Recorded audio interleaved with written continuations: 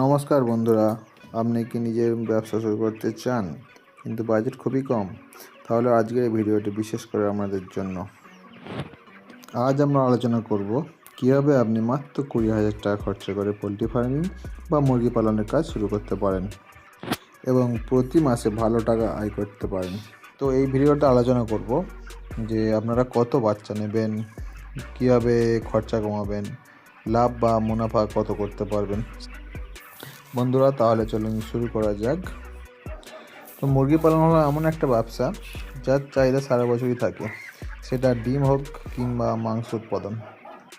আপনি যদি নতুন শুরু করেন তাহলে কম পুঁজিতে শুরু করাটাই ভালো, কারণ সেটা খুব কমই ঝুঁকিপূর্ণ হবে।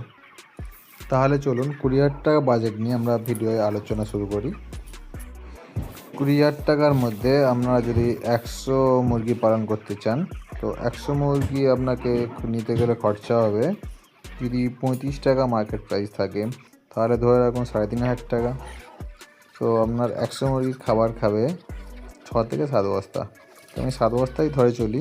7 বস্তা খাবারের দাম 2,000 টাকা যদি মার্কেট প্রাইস হয়, তাহলে খরচা হবে 14,000 টাকা। আপনি মেডিসিনে ধরে রাখতে পারেন 5 থেকে 600 টাকা খরচা হবে।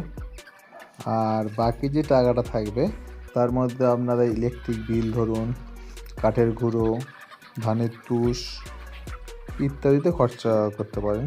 তো এবার আলোচনা করা যাক প্রফিট কতটা হতে পারে। তো 35 থেকে 40 দিনের মধ্যে আপনার মুরগি বিক্রির জন্য তৈরি হয়ে যাবে। আপনি যদি 100 মুরগি সঠিকভাবে লালন পালন করতে পারেন তাহলে, তো আমার 100 মুরগির বডি ওয়েট আমি 2.3 এভারেজ ধরছি, তো 230 কেজি গড় আপনি ওয়েট পাবেন। যদি বাজার মূল্য 120 টাকা হয় তাহলে আপনি টোটাল 27 থেকে 28,000 টাকার মতো মুরগি বাজারে বিক্রি করতে পারবেন।